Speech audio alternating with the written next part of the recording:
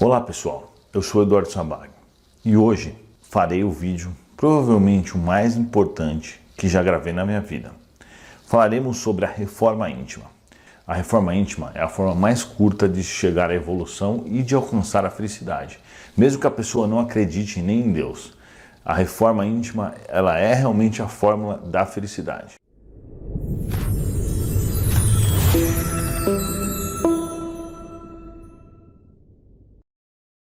Reforma íntima, apesar desse nome ser um pouco estranho e confuso, ele tem muito a ver com o que a gente está buscando.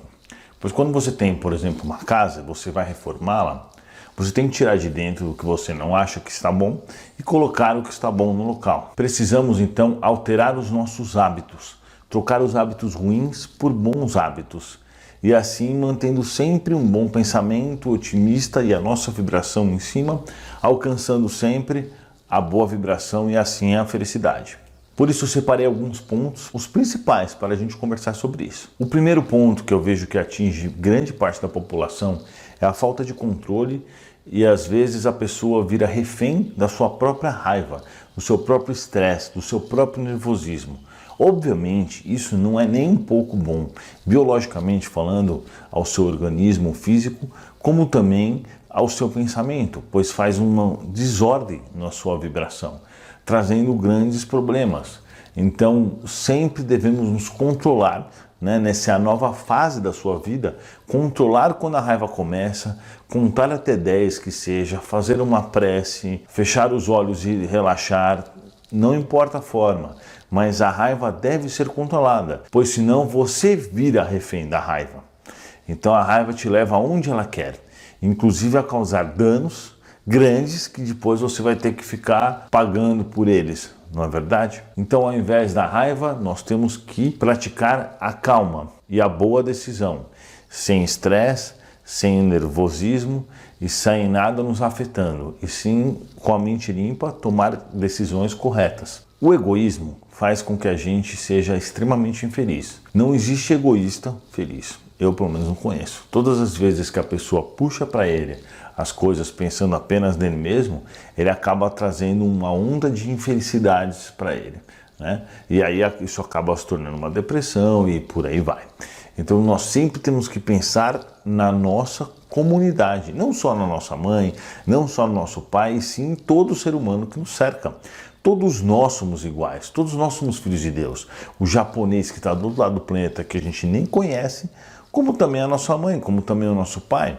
Nós devemos pensar que todos os seres humanos são iguais perante nós mesmos, a nossa sociedade, e nós devemos respeitar todos e tratar eles de forma justa. Então eu devo sim me preocupar comigo, porém nós temos que se preocupar igualmente com as outras pessoas. O vício é algo que realmente nos mantém sempre abaixo da evolução, sempre nos traz para baixo. Então existem casos de espíritos que têm uma certa evolução, mas acabam não conseguindo melhorar, pois reencarnam muitas vezes com os vícios, muitas vezes os mesmos vícios, isso acaba atrapalhando muito a vida deles.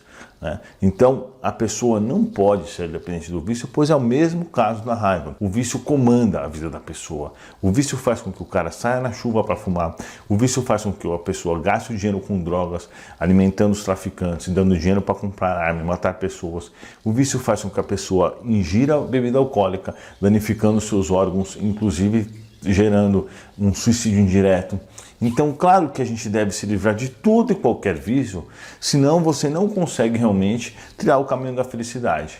Então, temos que tomar muito cuidado, pois o vício é realmente uma dependência direta da matéria. A preguiça trabalha totalmente contra a nossa evolução.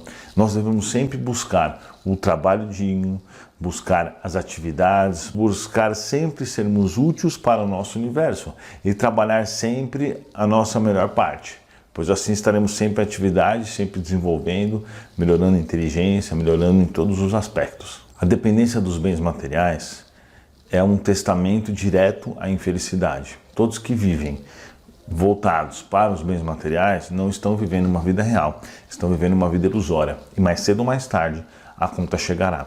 E a felicidade, deles depende dos bens materiais, o que nós sabemos que não é algo que realmente funciona.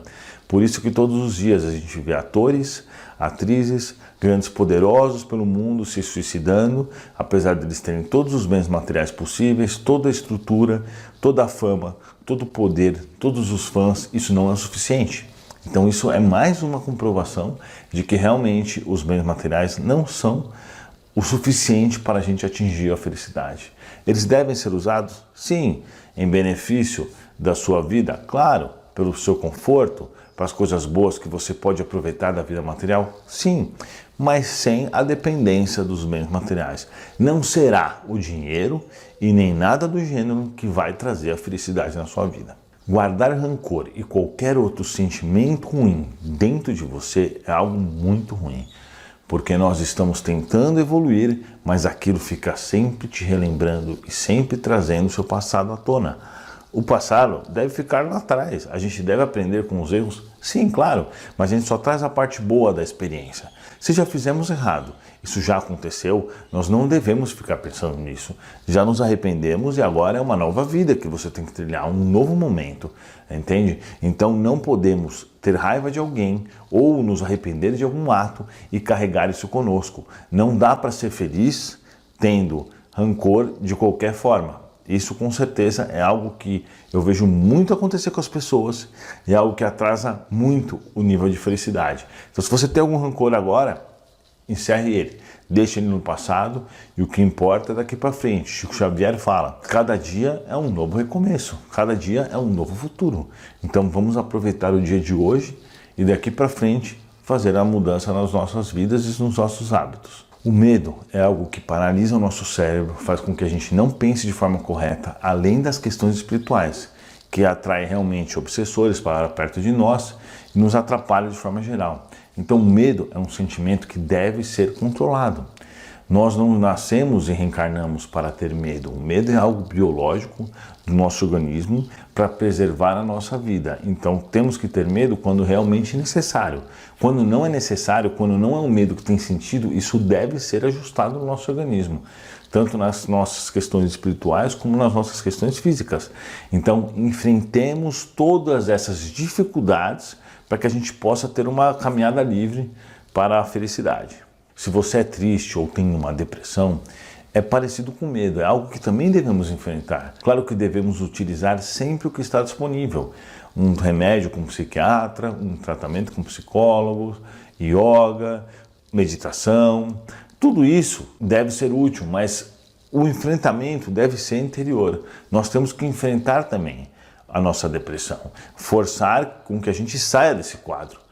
Esses remédios nos ajudam muito, mas o quadro é mental. Isso deve ser enfrentado de frente para que não fique resquícios, para que você não venha a ter essas dificuldades. Eu sempre conto aqui no canal que eu já tive síndrome do pânico e eu, apesar de toda a ajuda que eu recebi, eu venci ela apenas com a força mental. Então, a partir do momento que eu decidi que eu não ficaria mais mal, isso foi o suficiente para que o meu organismo trabalhasse em favor de mim mesmo. Atrapalhar o planeta. Eu vejo muita gente fazendo isso, infelizmente.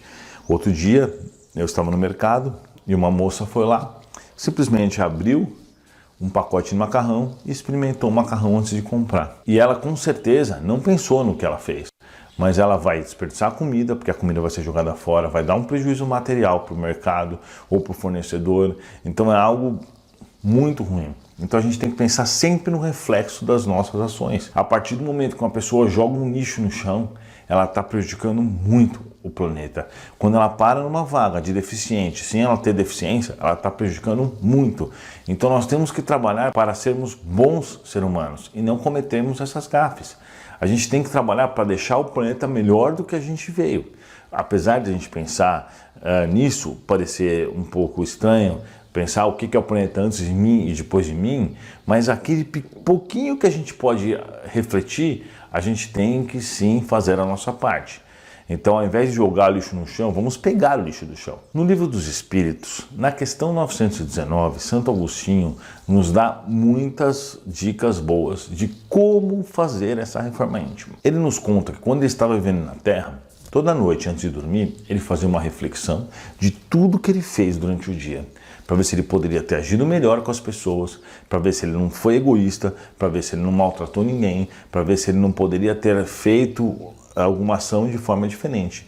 Pois realmente, muitas coisas acabam passando desapercebido por nós. A gente faz as coisas, mas não pensa naquilo e não vê o resultado que isso pode causar nas outras pessoas. Então é muito importante que a gente mantenha esse pensamento diariamente, para que a gente realmente repense as nossas atitudes, as nossas ações. A gente poder dormir de consciência limpa e saber que a gente fez o certo. E quando chegar no mundo espiritual, não seremos cobrados por isso. E também, ele dá um exemplo muito bom, que quando a gente quer avaliar realmente o que a gente fez, a gente tem que tomar muito cuidado para não se autoproteger. Entendeu? Então, o que a gente tem que pensar? Pensar no que a gente fez em outra pessoa. Se você avaliar como se o que você fez, a sua atitude, fosse uma atitude de outra pessoa, aí você vai ter uma visão melhor. Pois às vezes o egoísta pode apenas achar que ele está só se protegendo, mas na verdade não é isso. Então você vai pensar nos seus atos mais extremos como se fosse outra pessoa, como se fosse um adversário seu, ou até um inimigo, apesar de eu não gostar de usar essa palavra, mas alguém que você não se dá bem.